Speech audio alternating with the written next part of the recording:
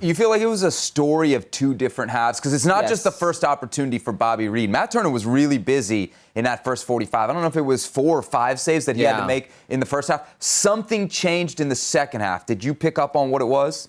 The midfield, I thought Kellen Acosta was very, very good. The midfield play was better. Possession was better. They didn't lose the ball so cheaply.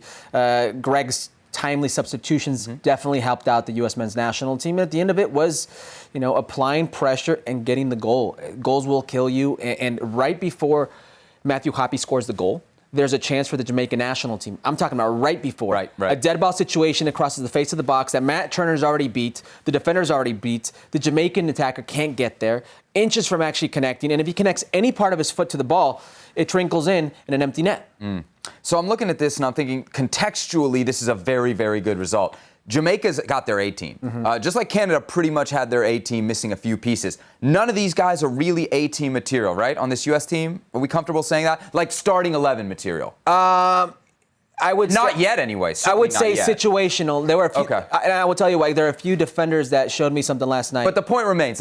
It's basically not your A-team. And you're getting results in a knockout round. Probably not even your B. You're going down to the C team. And you're getting results in a knockout round against decent competition. You got it in the group phase against Canada. You got it against Jamaica here. I, in a very egotistical way, compared him to what I looked like, what I wanted to be like. A young Herculez Gomez. No, he actually said that at his house last night. He said it in the third person. What I wanted to be like when I was playing. Always goal dangerous. My attributes were my movement, were being goal dangerous, were being vertical. And he's like that. You mentioned Chris Wondolowski, which I think is a fair comparison because he's got such great instinct to find the play.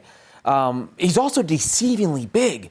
He's 6'3". He's 20 years old, 6'3", and he moves is 6'3" like that. deceptively large? That's very tall to me. You're 5'6". I mean, that's what I'm saying. To me, it sounds very tall. No, but for a forward, especially when you see him on the field, you see the way he moves, you don't expect him to be that nimble for that size. And he's just so dangerous. Honestly, he's a player that every time I watch shows me a different facet of his game.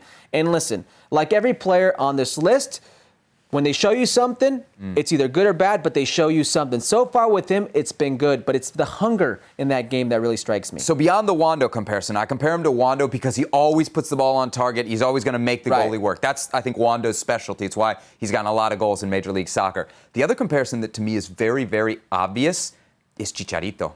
I mean, it's the movements off the ball. It's like he's always seems to be almost gambling on what's to come. Yeah, I see what Chicharito's always like, the ball could be here. Listen, it's fair. And that's Hoppe. It's fair because if you compare Chicharito to Wando, you're like very similar in their movements, how they find the ball.